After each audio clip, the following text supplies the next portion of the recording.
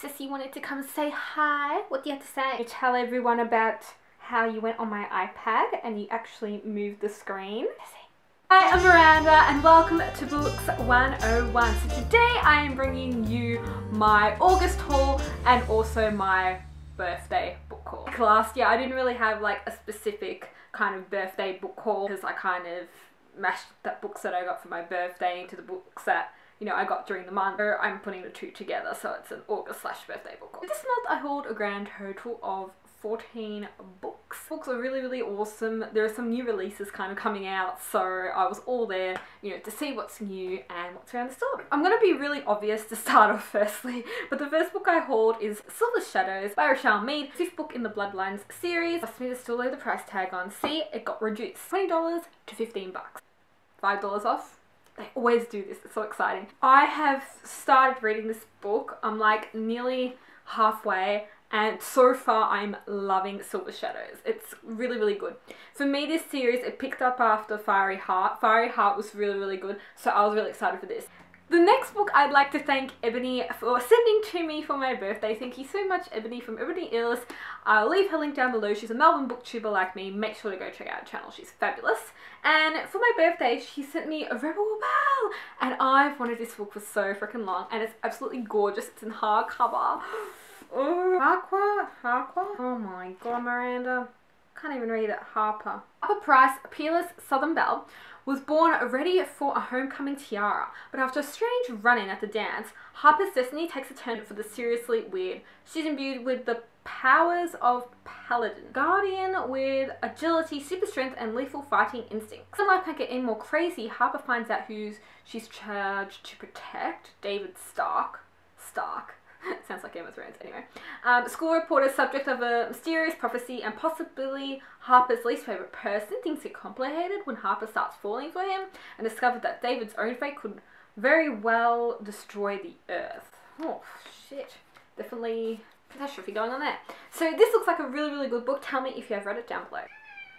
Yeah. This is not a love story, apparently. So that's what got me. I was kind of like, oh, because I like love stories. This isn't a love story. We'll see what it's about. My name is Tori Spring. I like to sleep and I like to blog. Last year I had Friends. Things were very different, I guess, but now it's all over. Now there's Solitaire and Michael Holden. I don't know what Solitaire are trying to do, and I don't care about Michael Holden. I really don't. Maybe she really does care deep down or something like that, but that looks really interesting. This book I haul one of these every month. It's the last 13. This is book 5. That's all I can really say. The Giver by Liz Lowry, and this is gonna become a movie, so I thought I need to get it. So, Jonas lives safely within the community, a place where there is no war, no hunger, and no pain. But when he is selected as... Excuse the noise. When he's selected as a receiver of memory, he starts to discover dark secrets that lie beneath the surface of his perfect world. Secrets that will lead him to undertake an incredible journey. Tell me if you read this down below. This book I hauled this month is Landline by Rainbow Rowell. Now everyone's probably read this book. I saw it in Dimmicks and I'm just like, grab book. Let's see. Georgie McCall knows her marriage is in trouble. That it's been in trouble for a long time. She still loves her husband and he still loves her, but they're almost like sinks beside the point right now. I was like, oh. 2 days before they're supposed to visit his family for Christmas, Georgie tells him that she can't go. She's a TV writer and something's come up with her show, so she has to stay in Los Angeles. She knows that he'll be upset. He's always a little bit upset with her, but she doesn't expect him to pack up the kids and go without her. And then when her husband and the kids leave for the airport, Georgie wonders if she's finally done it, if she's ruined everything. And that night, Georgie discovers a way to communicate with, you know, the partner in her past. It's not time travel, not exactly, but she feels like she's been given an opportunity to fix her marriage before it starts. I sound like I'm like giving advice or something like that. You know, is this what she's supposed to do, or, you know, would them two better off not being married? So tell me if you've read this down below. Is their marriage in crisis? Like, what's going to happen? Like, tell me. Pushing the Limits by Katie McGarry. Now, I got the other two. I got Crash Into You, Me On. I still haven't got Dare You To, which I think is the second one. But I got the first one, which is Pushing the Limits.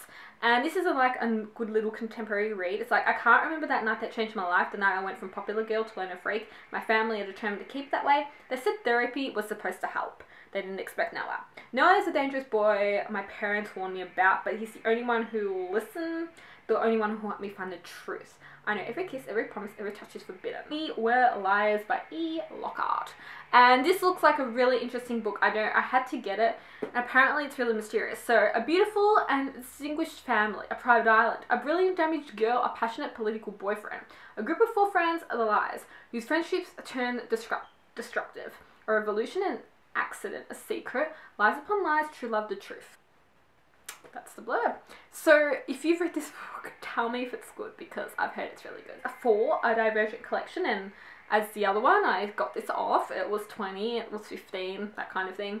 And I had to get this because I love Divergent, I love the whole Divergent trilogy, and just to have more stories about 4 is just amazing. This book I hauled, well, I didn't actually haul, my friend gave to me, that I work with, Jim Raya, which, like, he wrote the book, The Sunburnt Circus, which I did a review on, which I'll leave down below, but he gave me this book to read, and it's The Shack by William P. Young, and this looked really interesting, so I'll tell you what it's about. Kenzie's youngest daughter, Missy, has been abducted during a family vacation, and evidence that she may have been brutally murdered is found in an abandoned shack deep in the wilderness. 4 years later, in the midst of his great sadness, Mac receives a suspicious note, apparently from God, inviting him back to that shack for a weekend. In the world where religion seems to grow increasingly irrelevant, the shack wrestles with the timeless question, where is God in a world so filled with unspeakable pain? Where She Went by Gail Thorman. This is the second book in If I Stay.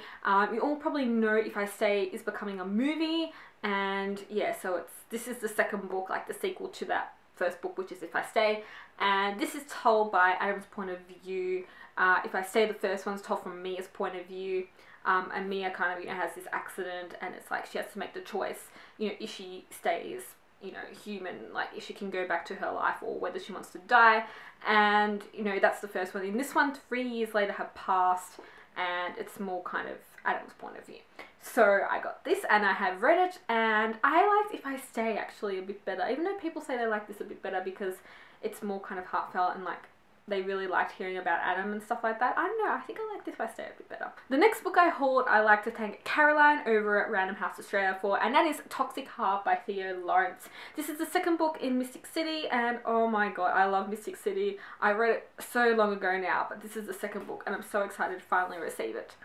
It's so good. Next book I would like to thank Rebecca over at Mad Dog Rebecca for, and we kind of did the book swap. I've sent her Betrothed. She sent me Sweet Evil by Wendy Higgins, and I know a lot of people on BookTube really like this book, so I'm like, I have to get on this series, like, I have to know. What if there were teens whose lives literally depended on being bad influences? This is reality for sons and daughters of fallen angels. Tender-hearted southern girl Anna was born with the sixth sense to see and feel emotions of other people.